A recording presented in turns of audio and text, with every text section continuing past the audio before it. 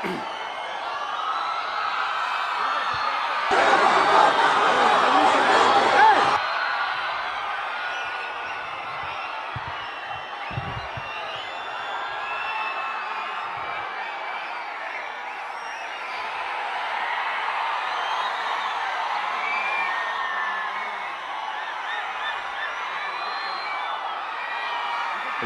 నమో నారాయణ.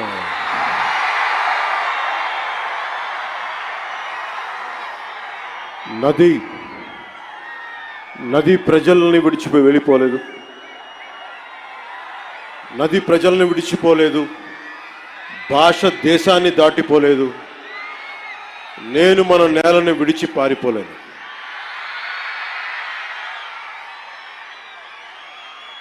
చాలా కీలకమైన సభ ఇది. ఈ రోజున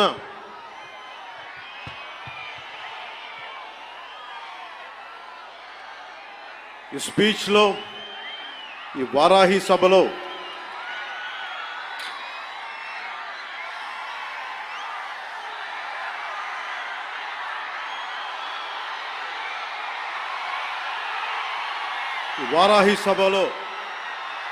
చాలా ప్రత్యేకమైనది.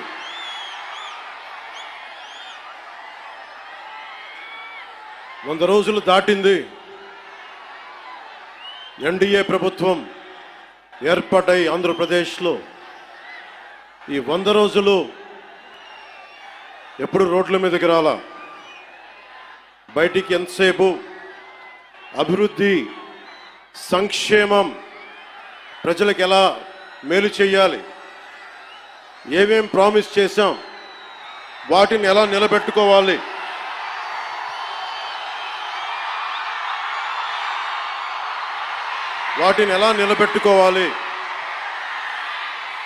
ఆర్థిక వ్యవస్థ దెబ్బతింది,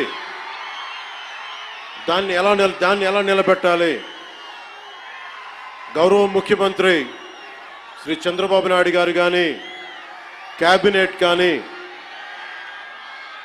ఎన్డీఏ ఎమ్మెల్యేలు కానీ, జనసేన కానీ అందరం ఒకటే ఆలోచిస్తూ ఉన్నాం.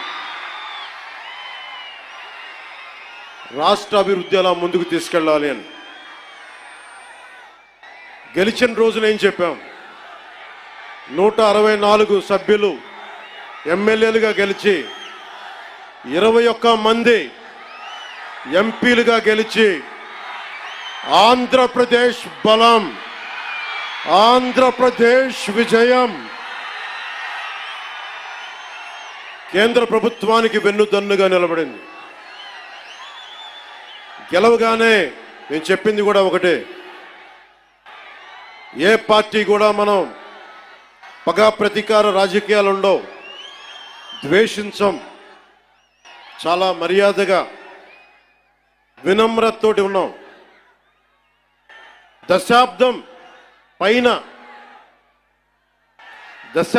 పైన నన్ను వ్యక్తిగతంగా తిట్టారు, కించపరిచారు, అవమానం చేశారు. చాలా అవమానాలు పొందాం, పరాభావాలు చెందాం. ఏ రోజు పల్లెత్తు మాటల్లా స్థాయి పెరిగిపోయి,